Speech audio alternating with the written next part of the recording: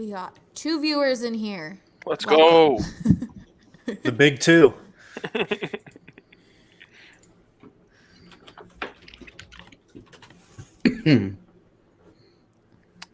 Hi, Eric. Oh, Eric's already. Eric was part of the big 2. We've got some more coming in. The big 2 is just Eric and Blaze. The amount of streams that we do that Eric's the first one in the chat for, it's got to be like 60 to 70%. Impressive for someone who's that busy. Yeah, but the guy's literally just on his computer 10 hours out of the day. True. It's true. Making magic. Hello. Yeah. Hello. Everyone can see our faces now. All right. Well, according to Twitter, some of you find it extremely hilarious that I have to be the one to talk about this great partner of ours. Some of you find it really cringeworthy. Well, it's both. Trust me. But I got to do what I got to do. So we all know ball is life. Yes. For a lot let's of talk people. about balls. That just made it. Oh, and our friends. What, Patrick? AJ is all excited about balls, but he's a puck man. Yeah, that's why I'm excited about balls. I don't get to spend enough time. He never talks about balls. He always talks about pucks. Yeah, it's true.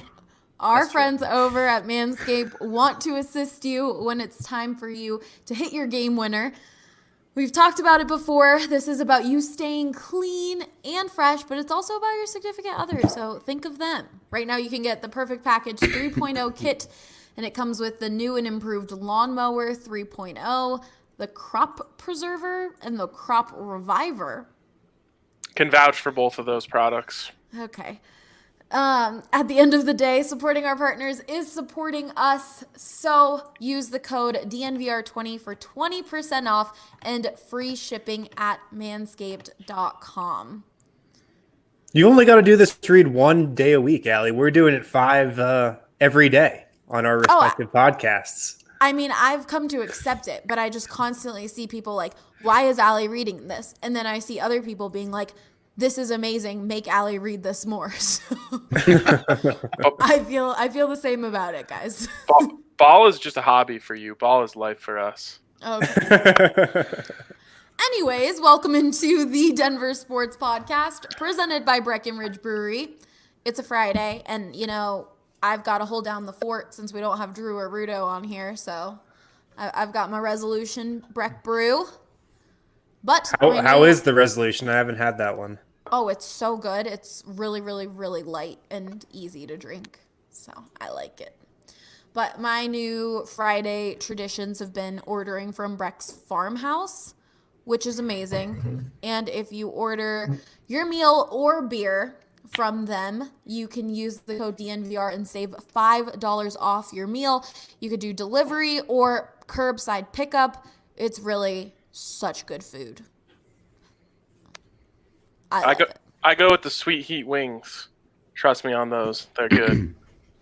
Drew Creason says, I'm there in spirit having a hop peak. I know I wanted Ryan to do the RK special for us, which is a hop peak and strawberry sky put together, but he said he is out of hop peak. So yeah, it's the drink that's sweeping the nation, some have said.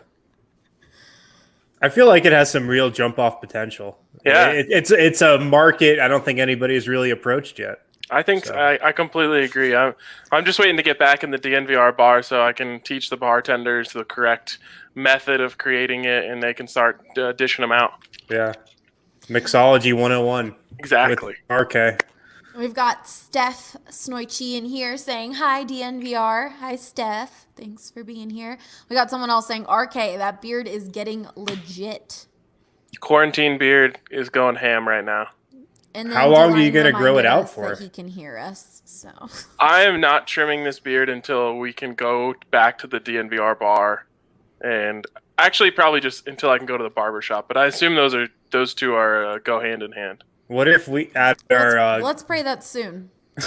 What if at our grand reopening you shaved your beard at the bar? Ooh, I mean it's not coming all the way off. We can be sure of that. Not necessarily sanitary. I mean, I'm sure we could make it work. Yeah, I just put like a pan around my face. Kind of like my stand-up desk, but just around the neck. Okay, well, we got Breck will have to sell mixed packs of Strawberry Sky and Hop Peak together now because of the RK special. Yes, 3 and 3. How's everyone doing? How's the quarantine treating you? We're in week 4 or 5 now. It doesn't matter. It doesn't matter. But Time is a flat circle. We're all staying home and we're doing our part, which is what is most important. How's everyone's week so far? I'm doing good. We've had the DNBA live show going this week, so it's keeping us occupied during the day. Looking forward to the draft next week, chipping into some real sports coverage. So I'm doing good. Spirits are high here. Spirits are high. I have to say, if you guys haven't tuned in to the DNBA show yet, you will guaranteed laugh. I guarantee you will laugh multiple times if you watch that. Last time I checked into one of the teasers, you guys were talking about Brendan and the Playboy Mansion. Yeah, I forget how we actually got on the topic of the Playboy Mansion. I think we were talking about LA or something, and Brendan used to live in LA, and a job he used to work had him like setting up for a party at the Playboy Mansion one day. And he had like a classic run-in with P. Diddy. But you got to listen to the pod to find out the true story. I gotta go listen because I'm very interested in that. The teaser got me hooked. How's everyone else? AJ, how you doing? I'm bored mostly. Hanging out, playing video games. There's a reason that I got into sports professionally and not gaming. And I'm a little overplaying them all the time. So I think I need to start pacing myself on them because it's just not a lot going on right now. There was three bits of hockey news in the last couple of days, and it just felt like Christmas. It was like, yes, we have something to talk about. I actually watched the replay of Ryan and Brandon's Madden game. Say that was the from game the other night. Of the week. I think Brandon's play-by-play truly made it like an incredible experience. He gets so into it. Yeah, I don't think it would have been the same without it. It was awesome. Did Patrick just get a question wrong and get eliminated? No, I wouldn't just do that. Only if you show a Cardinals flag like Brendan did. No, device not connected. He's trying to get back in here. It was a good run. Just kind of like Brandon had a good run. Back. Nice. Yeah, Brandon had a good run until he ran into the buzzsaw that was the 0-10 Eagles and me. Yeah, I was wondering if you were just like playing coy the whole season and like hustling him for that game, like making the 10-week long play, or if that just happened. I mean, he's the one who suggested it to go live, so he really just fell into my trap of just getting embarrassed on national stream TV. I mean, I was treating it like a real Eagles game, clapping, yelling, doing it all, because it really felt that way. And they almost lost it, so that made it even more like real life. And then he showed the NFC East, and I think there's like everyone is 1-10 unless they're the Cowboys. So it again felt like real life with the NFC East being the worst division. It's the second time Spanels lost on stream too because Hank beat him. Has he ever won? I mean, all these games are taking place offline. Do we really even know? Yeah, they might have all been forfeits. No, it's his son. He sneaks in. Oh yeah, he's over. Yeah, totally. he totally puts Meech on the sticks. My week though has been pretty normal. I mean, with the NFL draft staying strong and there's been a lot of different takes on that. I personally really appreciate it on the behalf of the NFL keeping this going. Other than the fact that, we're stuck here from a work perspective, it's really felt similar to, years past, which is really nice. Really starting to dive in to these prospects and, who might fall to the Broncos, who might not. But altogether, this has been a good week. I'm getting so excited for the draft next week. I mean, everyone on this this podcast right now is going to be a part of what we're doing. the entire company, over 20 people are going to have a hand in the production that we're putting on for DNVR Draft Day Live. So that has me really excited, and that's making the time pass for sure. Yeah, the DNVR Draft Live is going to be amazing. It's going to be a lot of fun. 3 to 5 hour stream as long as the draft's going on. We'll be online with Andre, Henry, and RK as your hosts, and then guest appearances from everyone else. But Patrick, how's your week going before we move on to some current events? Harrison, how's the WNBA draft previews going today? What is happening? I don't know, but Brandon just said he's not a big fan of our conversation. Sorry, my internet just went out. What'd you say, Patrick? I was wondering if the WNBA draft preview is going pretty well for the Nuggets side. Nice. I'm not up to speed on that yet. Not up to speed. You got me. All right, well, Just wanted to know. I wish this podcast would be solely a distraction for everyone from what's going on in the world right now, but we do have to talk about the biggest news of the week, and that is Von Miller testing positive for COVID-19. He is the second known NFL player to test positive and the fourth Denver athlete, with the 3 others being Avs players.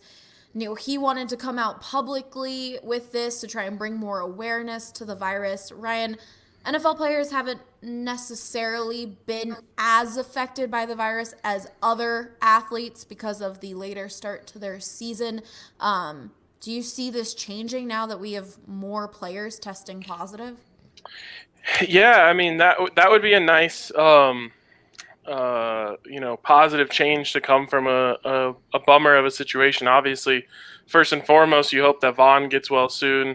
The fact that he has asthma makes it a little more concerning, certainly from his part, but he's also, a world-class athlete, in incredible shape. So we hope that he can, really dominate this thing. But it does feel weird that, these NFL players, unlike the NHL and NBA players, haven't really been directly affected by this yet. So far, the only stuff that they haven't been able to do is stuff that they don't really like doing anyway. So it does feel like they haven't been quite as cautious, and you're seeing things like, Dak Prescott having a party and that sort of stuff. And so you just hope that something good can come from a bad situation, and people can say, okay, well, if Vaughn got this and, he's been somewhat cautious and whatnot, not leaving his house, then maybe we all need to take this a little bit more seriously. Definitely. Do you think it's going to affect the start of the season if more players start getting it? Yeah, I mean, in the end, the only way that we can get sports back as a whole is if, all of these guys start recovering and new players don't start getting it. So I think it's one of those things where, you got to get hundreds of people on the same page here to collectively decide, okay, we want to do anything and everything we can to not let our season get affected. And that's difficult, but, little things this can start to move the needle in the right way. I think, if you ask NBA and NHL players, they would say that they're on board with everyone doing anything and everything they can to avoid getting this, because, until that starts happening, then the idea of sports coming back is a tough sell. Yeah, the good thing that we heard from Vaughn today on Good Morning America, and from his agent saying that he's in good spirits. So, of course, we're all here hoping for a speedy recovery from Vaughn. But in other news, on Wednesday, we learned that the Broncos are tentatively slated to begin voluntary virtual offseason programming on Monday, April 27th. Do you think that will change at all, Ryan? Or do you think the Broncos will keep going with that? Yeah, that'll be it. It's going to be pretty interesting for them to try and do this. I mean, they already have enough trouble trying to keep the attention of these 20 or 25-year-olds in a real meeting room when they're right there. So it's going to be interesting to see how they kind of go about this. I'm sure we'll hear things here and there from the players about what it's like and whatnot, but it's a big challenge. I mean, these are the challenges that our educators are going through right now, trying to keep young people engaged via streams and whatnot. And it's something that I think was not prepared for in any way, shape, or form, and so everyone's kind of learning on the fly. So, I think it's going to be a really odd situation and something that's going to be difficult for these coaches to figure out how they can remain engaging. It's funny because the Nuggets have been having like virtual, they've been doing virtual workouts and stuff on Zoom and whatnot. They've also been just like having virtual team meetings and stuff. And I think I heard it might have been like Monte Morris on one of these Nuggets Instagram lives say that only 2 players out of like 15 showed up to this wellness training that they had or something. And like, of course, that stuff isn't mandatory, but I mean, you would think, or at least I would think that in times like this, those guys would want to at least have some kind of camaraderie and just see each other and like talk with each other. So like, I don't know, that was like surprising to me a little bit. Yeah, and these are voluntary. Everything the Broncos are going to be doing is voluntary. So, in the NFL, we always joke that nothing is voluntary. But it will be interesting to see if these guys are left to their own devices. They're just at home. If that actually changes things and guys are just bailing. So I have a feeling that the NFL will be a little bit different here, and guys will know that if they don't show up for this type of stuff, they're going to be on the chopping block. So I bet you there'll be full participation. Have the Avs been doing any of these virtual workouts that we know of, AJ? No. Not that I know of. I mean, I'm sure that they're doing something. It's a pretty tight-knit group. So I'm sure they're doing something, but they have gone almost completely dark since all of this began. Some teams are holding like big Zoom meetings with the public, and like you can tell who's living with whom, and you can get a lot of insight into that. And the Avs are doing nothing. They're basically doing what the Avs do, and that's if they don't have to be on the spotlight in front of everybody, they are not. Yeah. It does seem. I mean, the NHL though has done a good job of getting these guys on streams and whatnot. We've heard from Kale, we've heard from Gabe. I don't know if we've heard from Nate yet, but at least he did a few interviews. That dude, I feel awful for whoever was trying to teach Nate how to use Zoom. That just seems like one of those processes where it was like so much patience required. Really. Yeah. He's really into the video games. You would think that would translate to just using computer and I mean, sitting down with the stuff. controller and doing things with bright colors and flashy lights and all that. That's a little different than understanding how to use a lot of different technology. I guess that makes sense. Patrick, have you heard of any, I know you're cutting in and out, so have you heard of any, let me know if you hear this, any Rockies players doing any virtual workouts and such? All right. I think that was a no from Patrick. Good talk. All right. Well, David Dahl's been part of the. Oh. Get him out of here. Yeah. He's got to go. Patrick, we aren't able to hear you that well. So Patrick told me he let Drew know, so Drew might hop on here. I'm sad because we, of course, love to have Patrick on the show, but this is just one of those things with the virtual reality and quarantine that I bet some of the guys that are doing their workouts are also dealing with. So. D-Line said this on the DNBA show yesterday, but your worth in the quarantine world is just based on how good your internet connection is. It's all that matters anymore. Can you have a steady internet connection?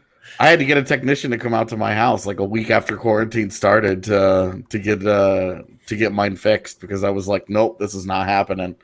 We're all working from home. I am not having unsteady internet. Look at that. What tag team. What an amazing tag team. We got Drew on here now. That was a pretty quick tag in, tag out. It was. Oh, Drew, you're very quiet. Oh. All right, well, we had Great. David East ask, is DNVR doing any virtual training, and is Vote ducking out on them? Yes and yes. I feel like that is something that we've definitely seen during this quarantine. If you're working out and you don't post about it on social, did you really work out? I don't That's a think good so. point. I mean, That's a good point. that's been like food on Instagram for its entire existence, right? I mean, and working out too, you see it a lot, but now I just see so like everyone and anyone just showing off their workout moves Yeah. on their stories. And I such. went for a run yesterday over kind of over by like Commons Park area and like around Denver Beer Co. There were so many people on a run. It was like crowded navigating people on on the sidewalk going for a run. Drew, what are you? Yeah, it's crazy that Drew just stuck some shoelaces in his ears. Quality, top of the line. Can anybody hear me? Yes. Yeah, we Okay, can hear you. These are dollar store earbuds, I'll have you know. Straight from spring training in Phoenix, Arizona. All right, well, we've also got Patrick joining in. Hey. So Everybody, what's up? what is going on? Oh, I'm excited for the slideshow to continue. I thought Patrick was like the guy in Austin Powers that got sent down into the dungeon. Will Ferrell. That was Will Ferrell. Ooh, someone said DNVR virtual training is the Breck Brew can curls. Yeah. Or a bottle. DNVR will teach you how to drink a beer. All right, so are we keeping both of you on, or Drew, are you hopping off? Patrick, it seems like your internet is working better. Okay, Drew's leaving. Yeah, I went from phone to we tag in and out. We're a tag team. What can I say? All right. That is not how this works. This is like baseball. Once you get subbed out, you cannot come back in. I need to get Rudo to just pop in here for a few minutes so I can go do something else for 5 minutes and then come back. No, this is already crazy. All right, before we move on to some of the core, a great question that one of our members asked in the lounge.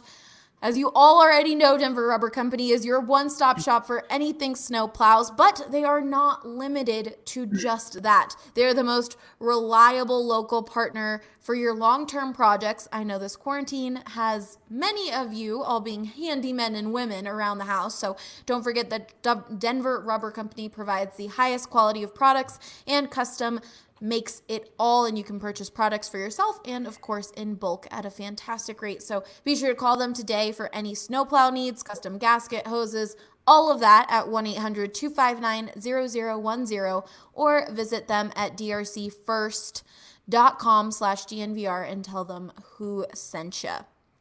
All right. Moving on, like I said, to a great question asked by Lone Star Bronco in our DNVR lounge. Who has been the most exciting prospect each of you have seen in your prospective sports? Someone you knew instantly would be a star. Let's have this be in the past. You can't say Cale Makar. You can't say MPJ. You can't say Drew Lock. Think of another player. The Avs have plenty. Let's start with you, Harrison. Oh, start with me. Does it have to be Nuggets related? Yes. Are we doing this with Denver sports teams? Yes. Denver sports teams. I mean, MPJ is probably the one that comes to mind. I said you can't use that one. Oh, you did. Clearly not listening. You know, like with Jokic, you had a feeling he was going to be really good. Like probably from the beginning of his sophomore season, maybe even the tail end of his rookie year. You thought he was going to be really good starter. Maybe like fringe all-star guy. I don't think anybody thought he'd be, you know, an all-NBA guy, first teamer. I mean, if Bol can stay healthy and get on the floor, I think he has like as much upside as anybody on the Nuggets roster. That's star power. Yeah, I mean, just a 7'2" guy who could be the best shooter on the team and who could also lead the league in blocks. I don't think the league has seen somebody like him maybe ever. So, I mean, there's still a lot of question marks with him. The number one is health and just kind of like his makeup and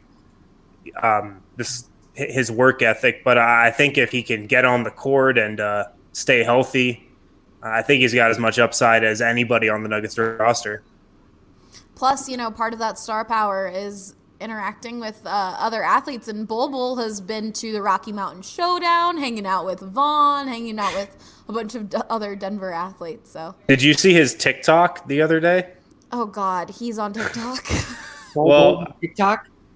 He is not directly on TikTok. It was a girl he was hanging out with. It was her TikTok account, but they were doing the new Drake Tootsie Slide dance, and it was about His leg is so long. it was exactly how you thought he would look in a TikTok video doing that as it was. When he's on there, it's called a tick tick. Not a Yeah. TikTok. Old Bulls, Bays, Tick Tick. Got it. Oh God. All right, AJ, I know I took Cale Makar away from you, but who else you got? So I'm curious. Did it have to work out? Did he have to become a star? Yes. All right. I mean, I guess you could say McKinnon, right? Like, he showed up at the Memorial Cup, which, if you're not familiar, is like, I don't even know how to describe it. It's like a Champions League of junior teams in Canada, and he was at the Memorial Cup his draft year, and that's always like, oh, if you get the top stars there, the top draft picks there, then they get to put on. It's like a showcase for them. And he was going head to head against Seth Jones, who was the top defenseman that year, and a lot of people thought the Avs were going to draft. And McKinnon put up back-to-back hat tricks on Seth Jones and just ripped them apart and totally went off. And it was like, oh my God, this guy is a monster. And so, I mean, you knew he was going to be a star, that there was just no doubt, especially the way he elevated his game in the playoffs, in the postseason, and has done so in his NHL career too. He's a point per game player in his NHL career in the playoffs. So I guess he's the obvious answer, since all my other options were taken away from me. He was that guy, although, I was not covering the Avs officially back then, so it was a little bit different. So Harrison said Bol. Is there any incoming or upcoming prospect you see that could be a star? For the Avs? Yeah. I mean, I guess Byram really would be the easy answer. He's a top 5 pick and absolutely shredded the WHL the last 2 years. Became the first defenseman to ever lead the WHL playoffs in scoring. Oh. And basically took the first half of this year off, and then still ended up as a point per game guy, even though he lost the last, I don't know, however many games they had left, and was just dominant. I mean, he's been a dominant junior player and should be on the Avs next year. All right, Patrick, moving on to you. So who is a prospect that you were very excited about, you knew would be an instant star? Are there any names I need to cross off my list before I jump into it?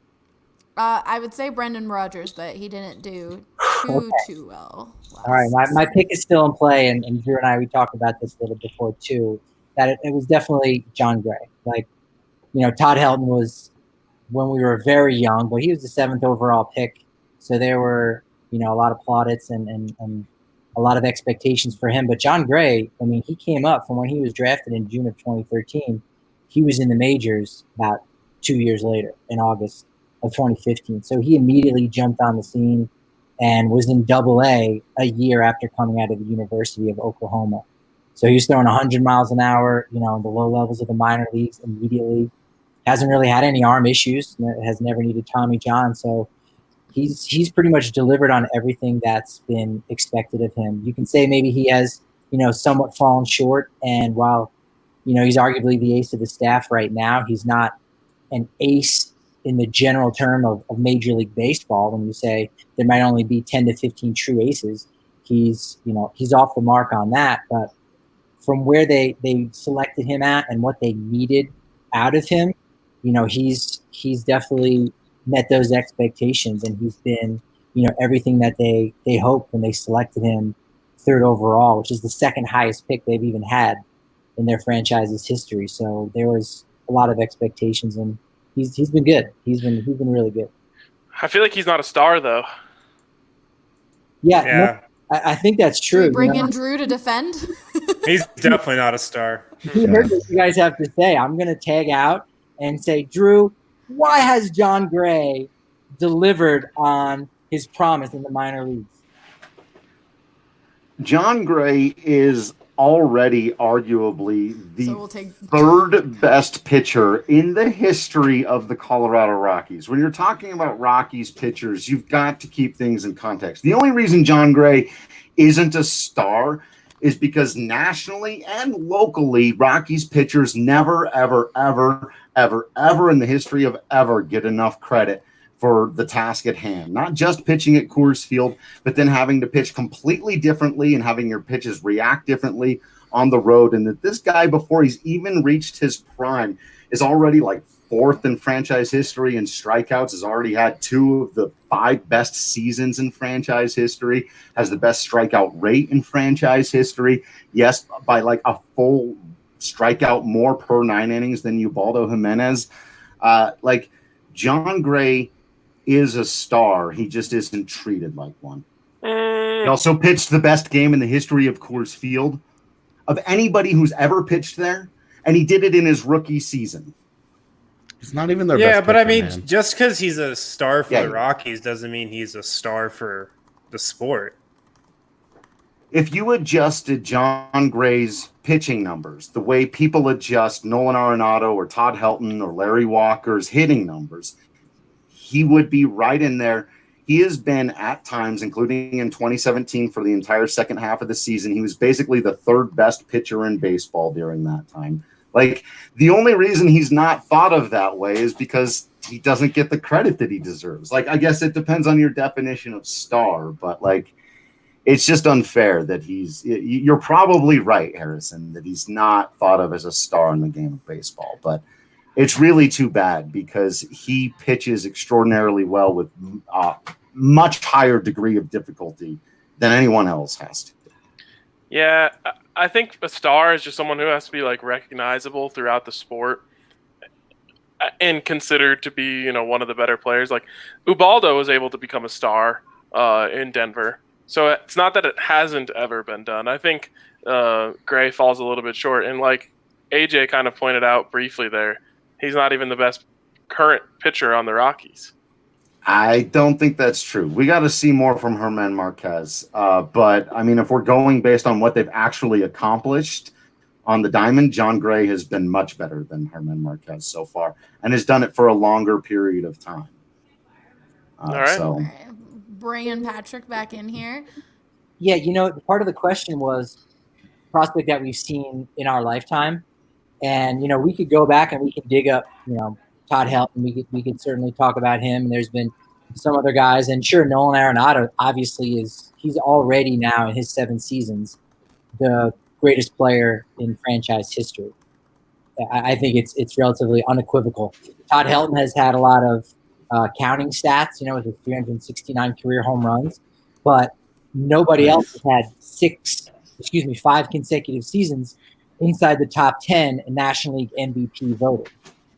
But did we see Nolan Arenado becoming this player?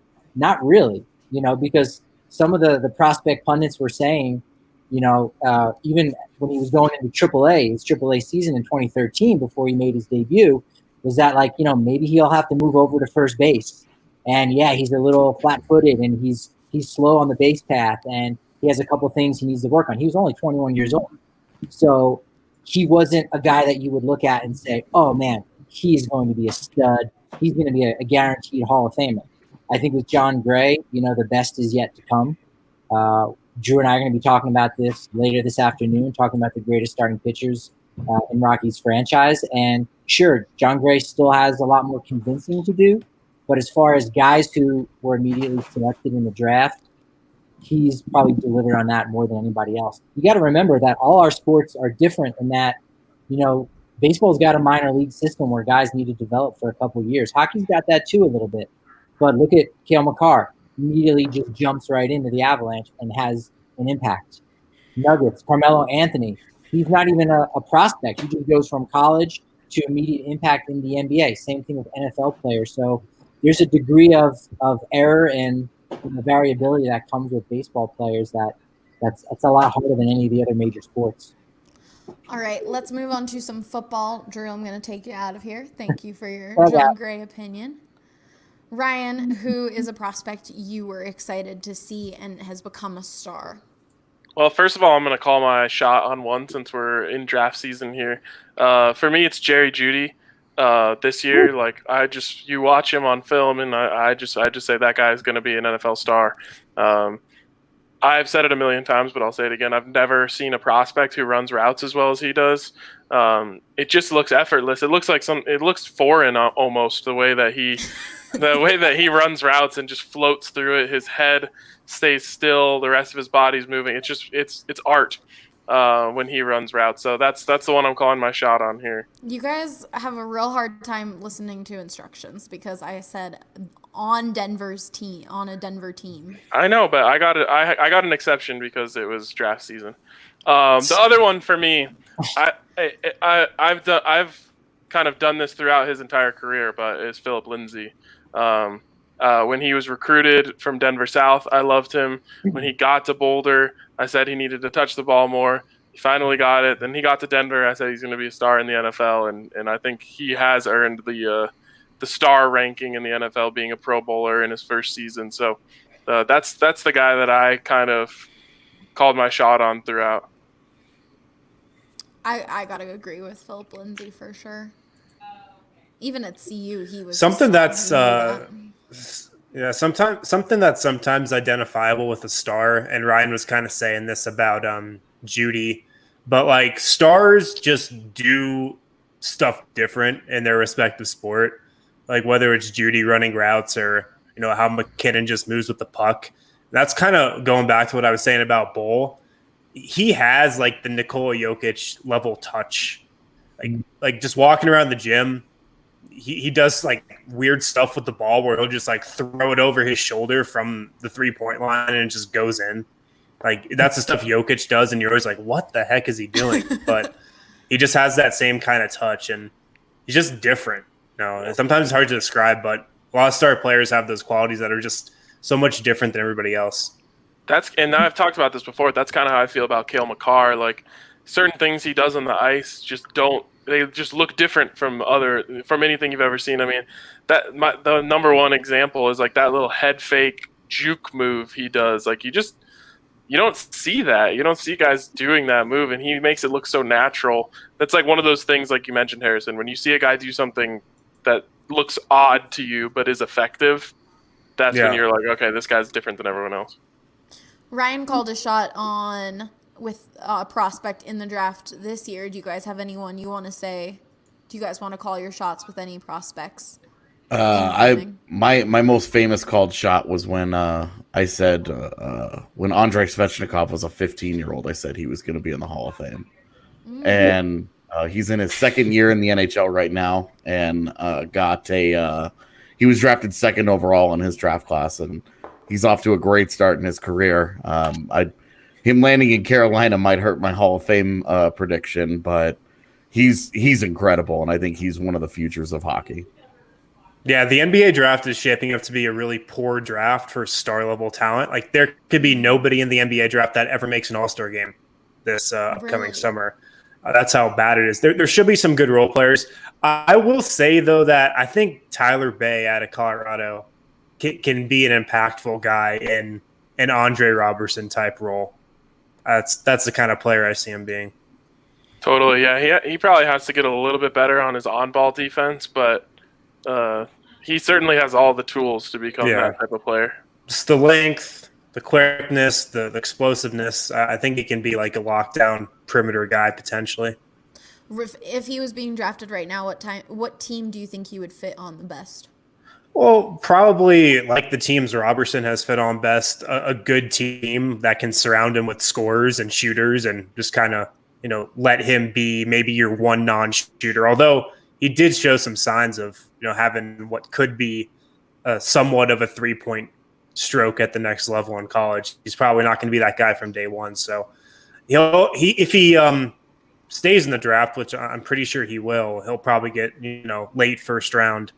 So he'll be on a good team, which is probably paramount for him. Is there anyone you want to call your shot for on Patrick? Well, baseball, no one's going to know these names, but he's got Give us one. Out of Arizona State University is a first baseman outfielder named Spencer Torkelson. Now, God. Name. Great collegiate ball player name. I don't know what is. He might go 1-1 to the Tigers. If we have a draft this year, scheduled to be June 20th, he said he now could go back as late as mid-July, so we're going to kind of wait and see.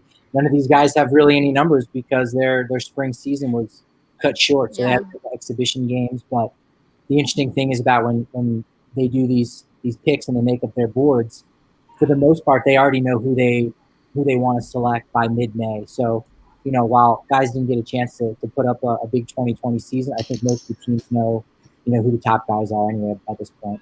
Yeah, it's going to be so interesting with sports and like baseball and the NBA's with this. The NHL might be a little too, but like they don't have a lot of or the second half of their college seasons to scout off of, and they don't have obviously the NBA won't have individual pre-draft workouts. Too. And they won't be able to like bring guys into the facility. It's all going to be over Zoom. So I feel like we could see and maybe find out which teams have actually done their homework in the lead up to the drafts. It will take a year or two to really see that, but this could be a good look at it. Harrison, what do you think the odds are that a guy might go undrafted this year in the NBA and still become an all-star? You think? I mean, obviously this year has to be better than any other chance because certain guys haven't, increase their profile due to, March Madness. Yeah, I mean, there are so few undrafted all-stars there. It's like not a ton of those guys anyways. But I feel like this draft, there's not a lot of star power, like I said. Like I would not be surprised if nobody in the top 10, made an all-star game. Like there's just not that type of talent in this draft. But there could be a lot of good role players that teams could scoop up. So we'll see. Speaking of undrafted guys, it was cool seeing Chris Harris Jr. yesterday on DNVR watches when we were watching the 2011 Broncos versus Vikings game, which was just some people in the comments when talking about a prospect that they were extremely hyped on, that they knew was going to be a star, used Tim Tebow as an example of that guy. What do you think of that, Ryan? I see you turn your head. I mean, he didn't become he was a star in his own very, very, very unique way. But not a legitimate star. Yeah. All right. And I love Tim Tebow as much as anyone. I mean, that season was incredible to watch. But there was a lot of really great games in that season. Yeah, I think the point of this exercise is players who actually became, multiple-time All-Stars or were tracking towards it. Well, Tim Tebow has been an all-star in baseball. Right? He was selected for the Double-A Eastern League All-Star team at, Was that off of a fan vote or was that picked by the players? Yeah, there were some shenanigans behind it, and I think they wanted him in the home run derby because he's bringing people out to the ballpark all across, Binghamton and Trenton, New Jersey, and Hartford. So that he's a big name out in the Northeast. All right, before we keep going, I got to let you all know that Davidson's Beer, Wine, and Spirits always has the best deals. They have 2 locations in Centennial and Highlands Ranch, and they are offering curbside pickup or delivery. These guys are locally owned, have a massive selection of products, and plus, they carry our favorite Breck brews. So definitely tweet at us if you go check that out. Supporting our sponsors is a great way to help support us, which you guys have already done so much of. So thank you. But with that question, we had Mark IT Snatch ask, who is a prospect each of you were hyped about but didn't pan out? Let's go in opposite order. Ryan, we'll start with you. Prospect I was hyped about that didn't pan out. I mean, Tim Tebow would be a perfect example. I was all aboard the Tebow train. So 2011, 17 years old. I didn't quite understand like the massive differences between college football and the NFL at that point. And so I was hyped when the Broncos picked him. I thought that he was going to pan out and be a star in the NFL. I even, when they got Peyton Manning, I obviously thought that was incredible. But I at the time thought the Broncos wouldn't even be pursuing Peyton Manning because they had such a promising young quarterback at the time. So yeah, I was big on Tebow, and even after he left Denver, I thought, man, someone's gonna pick this guy up and turn him into a star, and it just never happened. I knew a lot of Broncos fans that were upset with the Broncos going after Peyton Manning, saying they would never buy jerseys, that they were Tim Tebow all the way. That's what I mean about. Wrong. I mean, Tim Tebow's got to be the most unique player I've ever seen a career for. Like, he had such a devout following that was, a lot of people talk about, oh, what if he could have learned under Peyton once he came in? Like, the reason that wasn't possible to happen was because Tim Tebow had such a rabid fan base that, like, a guy like Peyton Manning isn't going to come to Denver and deal with people in the stands chanting for Tebow. So it's just completely wild. And yeah, I mean, there were a lot of people out there saying like the Broncos would regret bringing in Peyton and getting rid of Tebow. Obviously, they were very, very wrong about that. But it was just crazy. The fan base that he had was just wild. AJ, I see you making faces over there. What are you making faces about? Just remembering Tebow and how absurd that whole era was. And it was incredible. The people who would like just lay down their virtual lives in defense of that guy. Yep. Everything that he did, every excuse you could come up with. It was just like, oh my good Lord, man. It was just an exhausting time to try and talk Broncos football with anybody because everything was Tim Tebow. Tim Tebow was like the black hole of conversations because it didn't matter what you wanted to talk about. It all ended up just getting sucked back into the Tebow vortex. It's wild. All right, I'm so glad it's over. Never again. I'm so glad we saw the return of Hot Take Haefely. He's here. Excellent. Patrick, who's a prospect that you were hyped for that didn't turn out? Yeah, right around the same time as John Gray was Eddie Butler. He was a big time. Oh, Eddie Butler. All right, confirmation. Yeah, he, was going to be Gray and Butler, like just leading the rotation for, the next 7 years. And, where Gray took off and again, yeah, he's not the ace that they would like for him to be eventually. Butler, fell off the face of the earth. He, pitched in parts of 3 seasons, and eventually, they couldn't get anything else out of him. Not even as a long reliever. Traded him away. He signed last year to play in Korea. He played in the KBO and was cut by July, like halfway through the season. He's out of organized baseball right now, and it's a real kind of sad story for a guy that seemed destined for at least to be, a number 3 type starter. Like you think about the worst case scenario, maybe for Kyle Freeland, that would be like as a number 3-4 starter. Eddie Butler couldn't even provide that, unfortunately, after all the hype, that came with him and John Gray. Harrison, you said, "Oh, Eddie, what's your take on him?" Well, I just remember him just like Patrick was saying. It was supposed to be John Gray and Eddie Butler. Like everybody was super hyped about those two. They were supposed to captain the Rockies rotation for the next 10 years. How about the guys who came over in the Ubaldo trade, Pomeranz and Alex White? I mean, Pomeranz has had a nice career. Yep, not befitting the 5th overall pick, but has carved out a solid career for himself. It was just never going to happen here. Yeah. Yeah, he finally just got paid, some big money, ironically enough, by the Padres.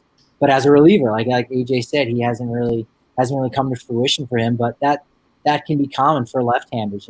They take a while to age, and sometimes their best years aren't until their early 30s. And in the case of Jamie Moyer, as the Rockies saw, it wasn't until he was 49 years old. Yeah, Pomeranz kind of had a Andrew Miller light type of career, where he did not work out as a starter and found his success as a reliever, and then just got better with age, honestly. Yeah, Miller was a huge prospect at North Carolina State, and and couldn't get him done as a starter, and just like Pomerantz. So yeah, they were about the deal. They didn't get much back as they would have liked, unfortunately. Same thing with the Tulo deal. But in both cases, both teams lost those trades. I don't know that the Rockies necessarily lost because they saved a lot of money. I think that was kind of the bottom line deal. And I think if the Jose Reyes situation didn't go down with domestic violence like that off season, I think they could have gotten a lot more value out of it. But hindsight being 2020, if that didn't go down, you wouldn't have had Trevor Story on opening day hitting 2 home runs. Totally. I mean, yeah. I just mean in the sense that neither team came out of the trade with a player that they really loved. 100%. You're right. Yeah. All right, AJ. What about you? Who were you hyped for that didn't pan out? So, where does Tyson Jost fit into this? Ooh. No, I'm honestly asking because you could say didn't pan out, but he's still on the team. He's a legit NHL player, but he's more of a bottom tier player. So let's say this question was asked with the first question. So someone you were hyped about who you thought was going to be a star that didn't pan out. So I think if you feel that way about Tyson Jost, it would fit here. Yeah, so I guess I'll go with Tyson Jost, with Stephen Elliott being the other guy that I kind of had in mind. But Tyson Jost, at the end of his draft year, broke a bunch of records in the postseason tournaments. He was a dominant junior A player in the BCHL and performed really well in the junior A challenge, and was literally, I think, broke a McDavid record at the world at the U18s, and that was shocking because that's a junior A player going up against a bunch of CHL players, which is a higher level of competition. And it was kind of, okay, well, how is he going to... You always want to know how junior A players are going to do at U18s next to the CHL guys. And like we saw with Alex Newhook last year, Newhook had a solid U18s, and that's what got him drafted where he was by the Avs. Jost destroyed that tournament, and then followed it up with one of the most impressive combines of any prospect of the last 5 years, because he was such a polished and mature person already at 17 that the interview process had him.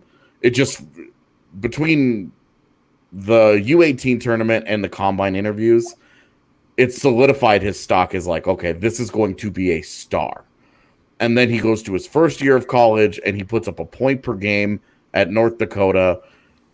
He looks exceptional. This is, oh my God, this is the guy. He's going to be playing next to Nathan McKinnon. They are going to be the leaders of the next wave of the great Avs teams. It's going to be McKinnon, it's going to be Landeskog, and it's going to be Tyson Jost. And there was more hype on Jost than there was Mikko Rantanen.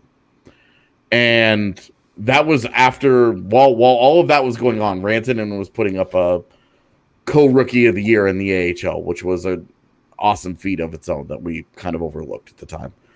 But Jost was so highly regarded and then signed, and he was still so young when he signed. And it just hasn't gone that way. He's put up 3 years now of really frustrating to watch play, because he'll have his moments where you're like, oh my gosh, who is this guy? We saw it in the playoffs last year. He was awesome in the playoffs all last year throughout both series. And then when he got promoted because of injuries in the lineup, he scores 3 goals in 3 games against the Sharks in games 5 through 7. And you're like, oh my gosh, this finally it's happening. And then it didn't happen at all this year. And it just feels like every time he takes a step forward, he takes 1.5 steps back. It's so weird. You talk about this real quick, right? Definitely gives me more insight on your frustrations with Jost. And I've been one of his biggest supporters, most patient, because he's very, very, very young. And because of his birthday, he was young in his draft class. He's age-wise, he's like much younger than you would think, given he's been around forever now. And he's just it's easy to continue to dream on him. And when you see him start to put it together like he did those couple games after the deadline this year, you're like, you just want to believe so badly. And he's such a great kid with such a great story that you're just dying for him to succeed. And it just feels like he hits that wall. And even if he goes on, he should go on to have a nice long NHL career. But being the star player that I thought he was going to be, I just don't think it's there. It's so weird with Tyson Jost because it always feels like he's on the verge of breaking through, and I think that might be the most frustrating part.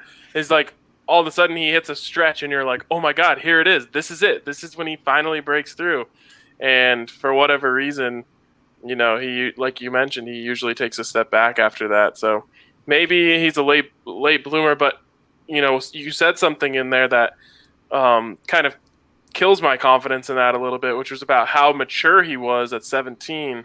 And I know that in scouting prospects for the NFL, a lot of teams believe that if a player can be too mature as a prospect, meaning that they've kind of reached their ceiling early. And so I wonder if that could be a case with Tyson Jost, where he was so mature so fast that he was dominating those leagues, but he was, he just had reached his peak earlier than a lot of guys. So we have an interesting conversation in NHL circles about maturity and how it's valued very, very highly by NHL teams. High character, really mature guys, but there's also an emotional sensitivity that you have to balance. Because there's a guy like Nathan McKinnon who just lets whatever slide off of him, right? Like, he freaks out, he breaks sticks, but he moves on. And he okay, what's next, right? Tyson Jost dwells, gets in his own head, and almost wants it too much that he doesn't know how to let go. It was the Matt Duchene problem, where Matt Duchene constantly, he wanted to be a superstar so badly that the number one thing preventing him from being that was himself. And with Jost, he wants it so badly. And he works so hard. He is first guy to get onto the ice, last guy to leave. I can never talk to him after practice because I have to wait an extra hour because he's out there messing around trying to do whatever he can to get better with the skills coach every single day. The guy is an obsessive worker. All he does, and I ask him, what'd you do this summer? And he's like, I practiced. That's all he does. All he wants to do is play hockey and get better at hockey and watch hockey and talk hockey. He's a complete hockey nerd and junkie. It's his entire obsession. And you love that, right? Like, you want a guy that just wants to be great, who will do anything to be great. The problem with him is that he hasn't completely learned how to get away from the game, how to step away from it, how to relax, and how to find the balance that brings out the best in him. Because it's obvious that the day-to-day obsession is a problem. And that when you're 21, you don't know any better. And that's all his entire life has been. And he's only been successful at the absolute highest level, top prospect, a top college recruit, a top draft pick. You know, everything that he's done has been highly successful, doing it his way, the obsessive way. And now he got to the NHL, and for whatever reason, it just hasn't quite broken through for him. And you wonder where he is on the emotional sensitivity curve is holding him back. It's kind of ironic. That's the exact opposite of maturity, right? Like, he almost needs to let go. Yeah. He doesn't have that ability just yet. Like you were saying, you definitely see with McKinnon how things like he'll get mad even with Coach Jared Bednar, and they'll kind of like get in a fit, and then in the locker room they'll be perfectly fine. Or after the game during the press conference, Bednar will be totally fine, no issues there. But you do see with some players, after they get yelled at or talked to on the bench, they definitely sit there kind of head in their knees, kind of upset with their play. You really don't see that with McKinnon. Yeah, so that's why Tad Boyle always says, if he could go back to college, he wouldn't have been a business major. He would have been a psychology major, because coaching is so much about psychology and understanding what makes certain people tick and what they like and what they respond to and don't respond to. Well, and I've talked to Jared Bednar about Jost a number of times over the years, the last couple of years, and it's been look, he does everything that, from a coach's perspective, he does everything you want. He works hard. He takes everything that we give him. He watches video. He doesn't ever miss a session. He practices hard. He plays hard. He's a coach's dream. As a coach, what more do you tell this guy? How do you tell him to relax? How do you tell him to get out of his own head, that what he needs to do is step away from it? And so from a coach, you're right. I mean, the psychology, you got to move away from it. And Jost he just has turned out to be one of the most fascinating Abs players in recent years, because they've been so boom or bust with their draft picks. You either got a star or you got nothing. And he's right in the middle, and he had such high expectations. Well, it definitely makes sense now. Now understanding a little more of your perspective on Jost and knowing that kind of background. Harrison, what about you? Who was a prospect you were hyped for that didn't pan out? Yeah, from a Nuggets perspective, it's probably Emmanuel Mudiay. I mean, Mudiay, 7th overall pick in 2015. He was like a top 5 recruit in high school. When the Nuggets picked him at 7, that was looked at as a great selection. Like he could have gone 3rd overall. He could have gone 5th overall. But he went 7th, and Nuggets got A grades for that. It was a great pick at the time. 6'5" point guard who already had an NBA body, who wasn't the greatest athlete, but still athletic enough to succeed at the NBA level. Seemed like he had a good head on his shoulders. He did have a good head on his shoulders. He had like all the makings of a franchise point guard, and that's what the Nuggets definitely thought they were getting at 7th overall. And it's funny, like during his rookie season, he had a terrible rookie season, like a god-awful rookie season. one of like the worst rookie seasons ever. But you still saw signs. You still saw signs of as a playmaker, and just like his ability to make reads out of the pick and roll and whatnot. But the thing about Mudiay was he never got any better. He never really improved from his rookie season. He just never really developed a shot. Never really seemed like the game slowed down for him. Never improved defensively like he needed to. So he was really hyped, and he was looked at as a real blue chip prospect, but just never really developed. And that's kind of the wrap on his whole career. He's one of the many reasons, and maybe the main reason, why I do not ever trust guard prospects that don't have a jump shot. Because for him, when he wasn't able to just slash through everyone like he was at lower levels and get to the rim at will, it just he had nowhere else to go. He wasn't even good at the rim.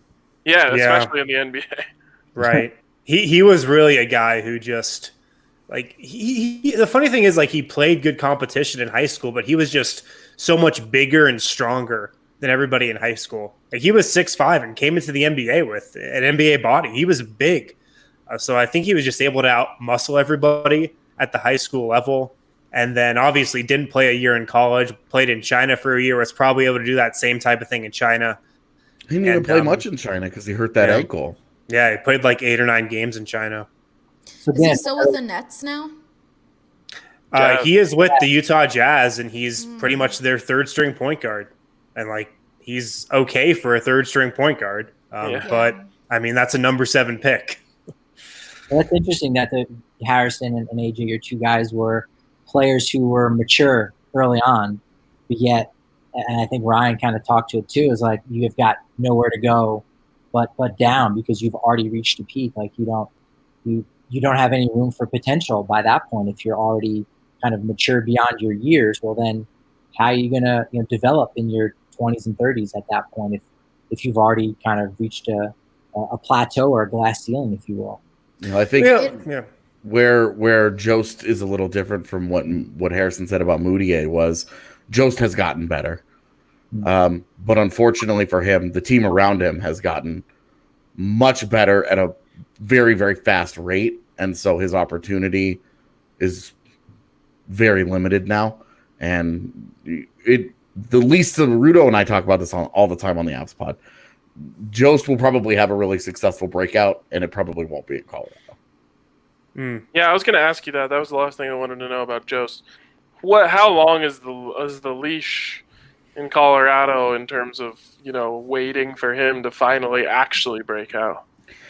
Well, from a management perspective, you love the kid, right? He works really hard. He's a great kid. He's a great representative of your team.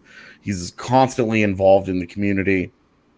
Like, this is everything that you want, and he's 21 years old. You could keep him for the next 10 years and be happy with the person that you have, but you're trying to win a Stanley Cup. And you want to know, okay, well, how many of these guys will get better opportunity elsewhere? Can we go and pluck a big-time player out? If we combine a Jost and a Zadorov in a first-round pick, what can we go get from someone else to make us unstoppable in the West? And that's what they have to weigh this summer. The conversations were already happening at the deadline, but this summer is really whenever this offseason happens, I think if he's on the Avs at the start of next year, I think it's them committing to him. It's them committing to him to have the breakout in Denver. And then it's on Bednar to give him opportunity. And if he's not in Colorado at the start of the next season, whenever it happens, I wouldn't be surprised. No, it's always so that line. It's always so interesting to see and just examine how different teams, like what their patience level is with these guys and what the certain variables are that are at play. Because the Nuggets with Moutier, they were about as patient as you can be in NBA terms with a franchise point guard. They gave him 3 seasons pretty much of, trying to be a starter in those first 2 seasons. And then in his 3rd year, seeing if he could be the backup. And, even that was not going to work out long-term. So, I mean, they were really patient with him, and you kind of have to be if you're drafting a guy 7th overall and have him on a rookie deal that pays him a good amount of money. But they gave him every opportunity that they could have. The interesting Broncos parallel there would be Paxton Lynch, who interestingly, they didn't try to force him into that role. And that's the weirdest thing I think about the Paxton Lynch situation and why I consider him potentially one of the biggest busts ever, is because he didn't even start half a season worth of games. Drew Lock has already started more games for the Broncos than Paxton Lynch ever did. We're talking about a 1st-round pick that you traded up for at quarterback. So the Broncos, didn't push him into the role, kind of like they did with Moutier, where you just throw him out there and you say, you're our starting point guard now. Well, they didn't do that with him. And they also didn't have patience with him, which in the end was for the best, because he just wasn't going to pan out. But that's the weirdest one for me, is usually you see a team throw someone out there and then determine whether or not they're going to be patient to live with the bumps and bruises of the experience. The Broncos drafted him in the 1st round, never made him the starter, and moved on from him before his rookie contract was even close to being up. Very, very odd situation. I bet if the I think a big difference there is that Moutier loved basketball and Jost loves hockey, and Paxton Lynch loved playing video games. Yeah, I think that narrative is a little bit blown out of proportion, but it highlights the problem with Paxton Lynch, which was that he was not anything close to like what you're saying with Jost, obsessive over becoming great. He was just kind of he thought, you know what? Well, I've always been good, and I'll just show up with my buddies living at my house, and I'll stay up late doing whatever with them, and then I'll show up the next day, and eventually I'll just become the starter. And that was another thing. I felt like even when he wasn't the starter as a rookie, he just thought, oh yeah, I just have to wait, and eventually it'll be my time. So yes, the video games thing is not incorrect, but I think it illuminated the bigger problem, which was that he didn't have a desire and a need to be great in the NFL.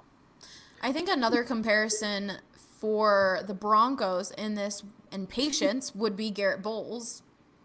I mean, he was a high draft pick, and they've really believed they went out and got one of or the best offensive line coach in the league, just trying to help him and trying to get him better. But we really haven't seen him improve. And talked about criticism, like he has a hard time with constructive criticism from what we've seen, saying that the refs are after him, that it's not his fault, and he's definitely not learning from the mistakes that he's made.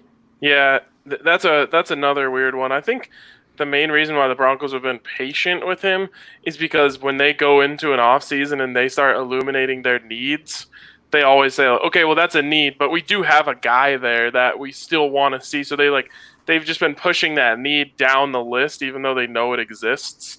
And it'll be interesting to see if that happens again this year. A lot of people I think will be really upset, and for good reason, if the Broncos don't draft his replacement.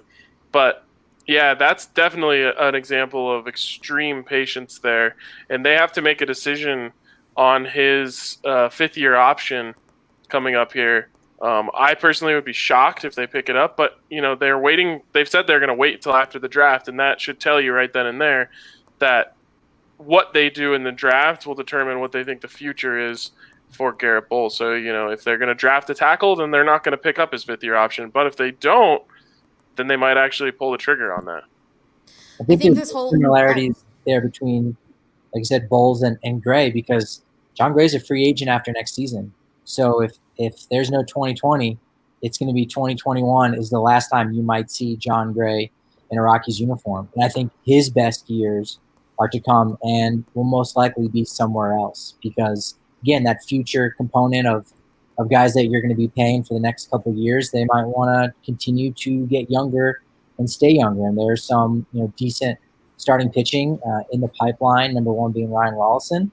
And ultimately, if they think, spending at least $10 million a year on John Gray, for the next 5 years is an overspend, then they're not going to do that. And he's going to go somewhere else. And I think he's going to almost immediately benefit from pitching at another ballpark and maybe not feeling like he was the guy or he has to be the guy. Sure, he'll be making the money like the guy, but he's not going to be that organization's one of their highest picks of all time. And I think there's going to be some, undue pressure taken off him a little bit. And I think it'll be somewhat of a breath of fresh air. And again, the best of John Gray, I think is really yet to come. I think all of this has definitely just shown again how big of a part in sports your mentality is, and just how we see it a lot in baseball with a guy like Kyle Freeland, with a guy like John Gray, who kind of get in their heads and that really affect their game. You don't really see it as much in the other sports, except a little bit in basketball. You can tell when Jokic is down on himself and stuff, but it's not just the athletic ability. It is maturity and mental. It's the other half of it.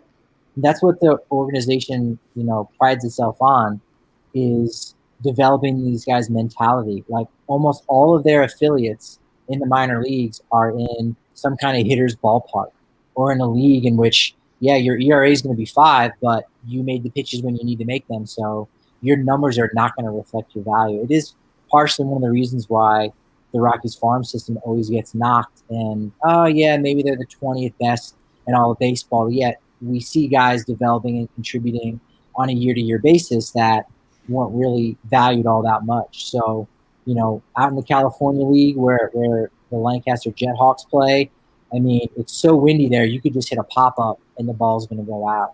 In Hartford, down the right field line, it's like 290.